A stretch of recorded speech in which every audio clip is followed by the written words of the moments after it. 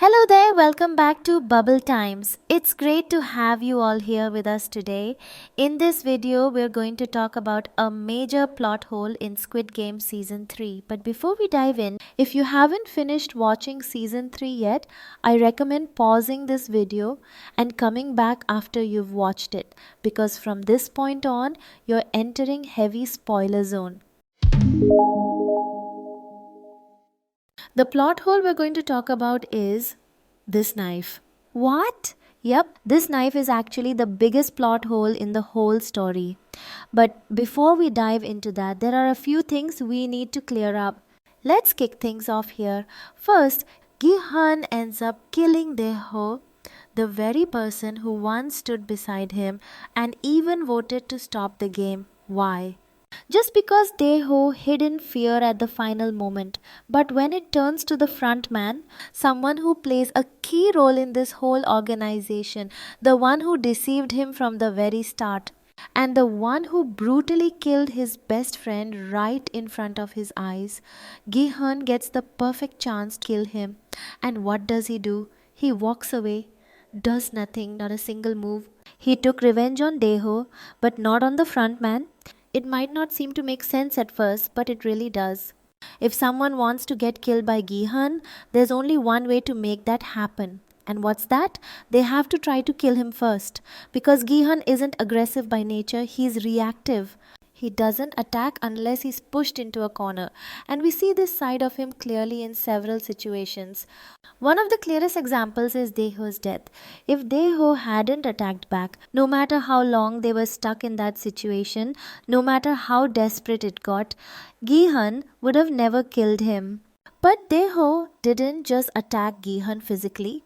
He kept poking at Gi-hun's guilt, pressing all the wrong buttons, trying to mentally break him down. Eventually that pushed Gi-hun over the edge, and that's how he ended up killing Dae-ho and winning that round. We also see this pattern in the death of player 96 during the jump rope game.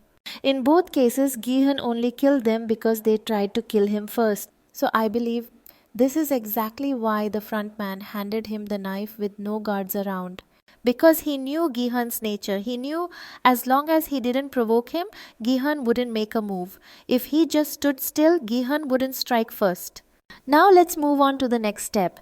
Logically, based on two solid reasons, the baby cannot be considered a legitimate player in the game. First reason, she hasn't signed a consent form. Second reason, even if she wins the prize money, she has no legal way to claim it because she doesn't even have a name or a birth certificate yet. And then, after Junhee dies, the front man decides to replace player 222 with the child. Now, if this were a game run by someone who doesn't care about fairness or rules, sure, you could argue that this isn't a big deal. But here's the problem. In the first season, the front man kills a guard just for violating the fairness of the game.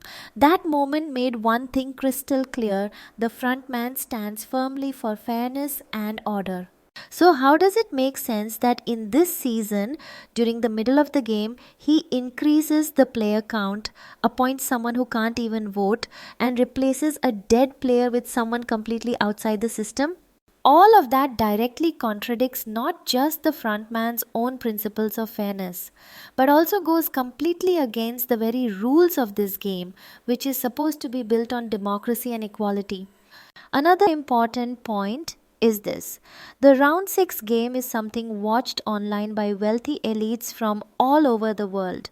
Among them, it's only the VIP subscribers who actually come to watch the final 2 games in person. That means they are just spectators, not the hosts of the game. In other words, they're not the ones who make or change the rules. They're simply there to watch.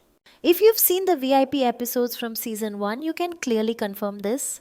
Alright, now let's get to the plot hole. On the night before the final game, the front man gives Gi-hun a knife, telling him to kill the other player and save himself. But Gi-hun doesn't do it. Of course he wouldn't. That's just not in his nature unless the other player had woken up and tried to kill him first. So instead of using the knife, Gi-hun makes a decision. He's going to move on to the final game fair and square. But this knife is the real plot hole. Because if Gihan actually used it to kill the others, he too would have been eliminated, leaving just the baby alive. Why?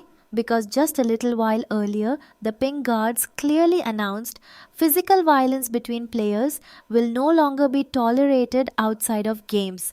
So, since that rule is still in place, then by giving this knife to Gihan, the front man is basically encouraging Gihan to kill everyone else, including himself, and leave only the child alive. But that brings us to a serious question. If he truly cared about the baby, then why on earth would the front man bring her into this deadly game in the first place? Especially when the reasons not to include her far outweigh any possible reason to bring her in. Now, some might argue, well, the VIPs demanded it, but let's not forget the VIPs are just spectators. They don't make the rules, they don't run the game. Season 1 made that very clear. As an answer to that, if we assume the front man announced the child as a player just to please the VIPs, then why does he now care more about saving the child than keeping the VIPs entertained? Then let's say this. Maybe the front man handed the knife to Gihan without truly understanding Gihan's nature. Maybe he thought Gihan would kill the others and prove that he's just like everyone else, just another opportunist. But if that's what he believed, then why would he hand Gihan a knife with no guards around? Because if he thought Gihan might turn on those other players, then surely he should have realized that Gihan had even more reason to turn that knife on him. Or, if we think like this, frontman believes Gihan is a better person compared to the others, and that's why he doesn't want him to be killed. That's why he gave him the knife. But then, why would he give it when there is a rule saying players can't fight or use violence outside the games anymore? If we assume the frontman changes the rules from time to time just to protect both Gihan and the baby, then the first question rises again. Since he truly has the power to change the rules, why didn't he use that power to stop the cruel act of putting a baby into the game in the first place? No matter how hard we try to answer it, every answer leads us to a new question. So this knife isn't just a prop, it's a real knife that got stabbed right into the heart of the plot and it left a plot hole. Now I want to hear from you. Did you catch this? Or maybe you noticed another plot hole that completely blew your mind. Thank you so much for watching, everyone. If you enjoyed this deep dive, don't forget to like, subscribe and hit that bell so you never miss out. I can't wait to see you in the next video. Stay curious and take care.